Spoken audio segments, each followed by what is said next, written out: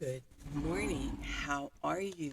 This is Marianne Grant, Life in Harmony podcast. Today is the first day of your life. It's important. What are you going to do with it? Remember, I talked about cleaning up any of that residue that you left behind yesterday, mentally, physically, spiritually, financially, emotionally, or sexually. If you're down and out and angry and depressed, you're the only one that made the mess. You're the only one that can clean it up. Yesterday is gone, and we are not promised tomorrow. Okay, I'm going to go over that wonderful list of all the things that control us throughout the day. Sarcasm. Sarcasm is anger, emotions, bad attitude, enabling, people pleasing, not able to say no. Drugs, alcohol, pills, relationships, sex, lust, love, anger, rage, porn, controlling everybody around you but yourself, distractions everywhere. Then you have nothing but excuses, gambling, work, working out, food addiction, binge TV, phone, podcasts, news, caffeine, surgeries, pain, never having enough, being in a relationship with a man or a woman, mentally, physically, spiritually, financially, emotionally, or sexually abusing one another. Or you may want to add to the list. Okay, today I want to talk about when you're stressed, taking time out for joy seems like a selfish waste. In fact, it's the opposite. And we're going to talk about for better mental health, add some zest and joy. We can all use a little more joy in our lives, but with all the other priorities we're trying to manage each day, it's rarely something on which we focus our attention. Consciously seeking out moments of joy, though, can be delivered real psychological benefits, as can the pursuit of what positive psychological researchers call zest, vigor, enthusiasm, and an attitude of approaching life with greater vitality and passion. Okay, today, this is very powerful statement about making your whole life work. And I talked about this, about the power of balance and doing all the things that are the most stressful, all the things you hate in the morning, because it leaves for a more spontaneous day later on in the day. If somebody wants to go to the park, take an hour or two, go on a picnic, take a drive, you got all the hard tasks, all the most important tasks, knock them out in the morning, so you kind of have your rest of your day. I know you have your work day, but there still needs to be about 2, 3 hours out of the day where you can be spontaneous. You could do something different. You don't have to do the same thing over and over again. And some of the stuff you didn't get to, you could get to tomorrow because it's not that important. And make sure that you make your weekends very playful to do the things that you enjoy doing with your kids. Don't, Jocko Willig said, don't sleep in on the weekends. Get up early to do the things that you absolutely love. Don't waste a half a day in bed. It's just wasteful when you can get up early, excited for the day, go camping, go take a weekend trip, go hiking, whatever. Get outside, enjoy the fresh air. There's so many different activities to do in the summertime. That's why I love the different seasons. So what I want you to do is, the planning is what's bad. I want you, like, every single day, take time out for you, whether it's reading or watching a series or going to the park or walking or working out or going to the gym, things you enjoy doing to eliminate this stress. And the other thing too, if you're very, very, very tired in the middle of the day, take a nap if you need to take a nap. If you need to check out for a half hour, an hour. It's going to lift you. It's going to give you more energy. You're going to feel better. So make yourself a priority when you're stressed out, and make sure your day is more managed well, and to make sure that when you schedule your day that you take time out for you to do all the things that you enjoy doing. And like I said before, if you're in a relationship, you have children, you have grandchildren, nothing's going to make you happy if you don't take the time out for you. And this is why I'm really seeing why so many relationships fail, because nobody's really taking the time out and getting selfish and doing things that they need to do for themselves. And if you need to, hire yourself a babysitter. Have somebody take the kids. Whatever it is you need to do, figure it out. And remember, balance, not too much of anything, our kids, our partner, our play, our work. When we stay balanced, it's life in harmony. When we abuse ourselves, everyone we love is infected by it. You cheat yourself and everyone around you. The level of love and respect that you give yourself, that is the level of love and respect you will get in return. Remember, the goal for all of us truly is life and harmony. Our thinking can make or break us. That is why we have to check our thinking and attitude all day long. It has to be as natural as going to the bathroom, or else your head gets backed up. This, my friend, is the greatest gift you can give yourself. Remember, if you have an attitude, beatitude, being in the highest possible state of happiness, good humor, and contentment with the way things are. Remember, we need those breakdowns to have those breakthroughs. They're right around the corner. Don't quit. People say, I want to help be a part of taking care of the world. Here's the good news. If you truly take care of yourself all day and be a living example, that is taking care of the world. We all have gifts. We all have worth. We all have work to do. That is the true meaning of taking care of the world. Doing your part, no exceptions. The answers lie in each and every one of us. Hey, you manipulators, smooth talkers, narcissisms, your words mean nothing and your actions say everything. I'm going to read a beautiful saying by the Dalai Lama. Compassion and love are not mere luxuries. As the source both inner and external peace, they are fundamental to the continual survival of our species.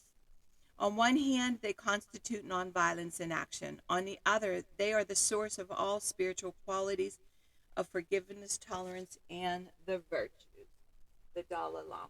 Okay, I'm going to read from Michael Singer. I like to read from different books. The Untethered Soul by Michael Singer. He helped me with my emotions. And today's message is in the yogic tradition. In the yogic tradition, an unfinished energy pattern is called a samskara. This is a Sanskrit word meaning impression, and in the yogic teachings, it is considered one of the most important influences affecting your life. A samskara is a blockage, an impression from the past. It's an unfinished energy pattern that ends up running your life. What are some of the unfinished energy patterns within you? It's actually very easy to find them. Just noticing what typically triggers your emotional reactions throughout the day. Does it hit you deeply when you feel you're not receiving attention and affection? Do you find yourself getting defensive and when you're criticized? Can you trace these sensitivities back to earlier experiences in your life? Just notice and write about your experiences that point to the impression of deep within. Wow. You know, it's funny. My son and I, we took all the grandchildren. We went to Clarion and we went to see my 22-year-old grandson, and his stepdad is a pastor. And I was with the 10-year-old grandson and the 5-year-old grandson, and watching my son. You know, he's out of his relationship now, and we were sharing different things about what controls us. And we talk. It's an hour and a half drive up and an hour and a half drive back, and how we were talking about different things and how we failed in our relationships and what were our blockages and what do we do and what can we change so we no longer do that. And a lot of that is insecurities of ourselves. In fact, all of it is insecurity of ourselves. And he was talking about the things that he needs to do to feel 100% complete with himself. He's finishing up his house. It's beautiful. He's kicking ass with work. He's finishing up a building that he's done. He's just rocking it. And then he has moments of sadness, moments of crying. It's beautiful. He's experiencing all the emotions. He's not holding on. He's not denying. And this is what I'm loving, because he's really has, that's one of the things why he got really sick. He suppressed his emotions. He held them in for years. And now he's really talking. What's amazing is now the children are talking, the grandchildren are talking. I've never seen them so alive around their dad and how happy they are.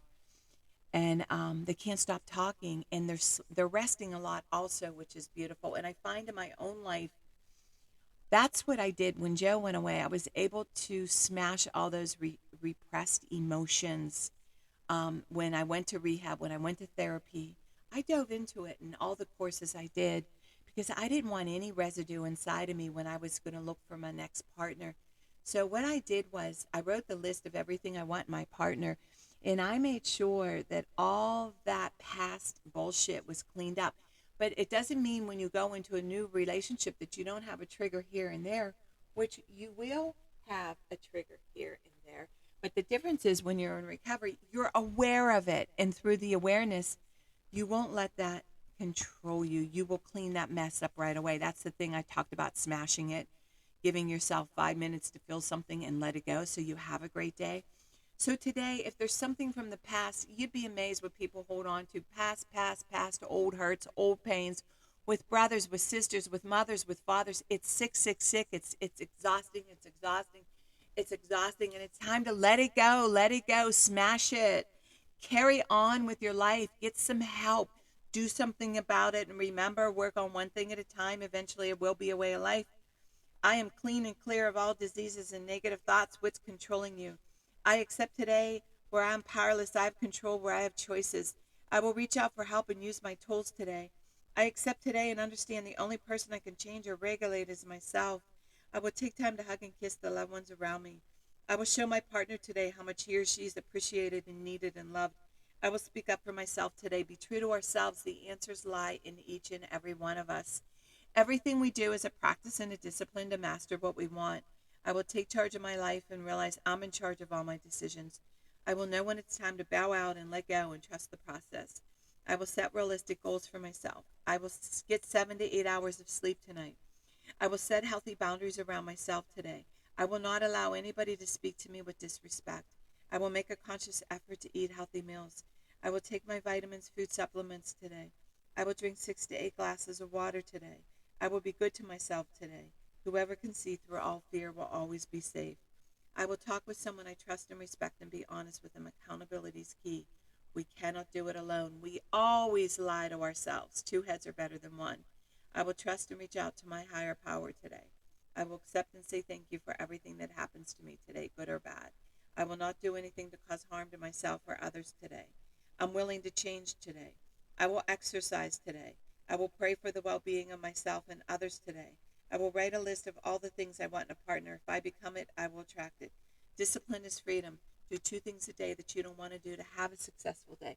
My 2 things are always getting up early, doing my podcast, working out, and keeping my food clean, and the rest will follow.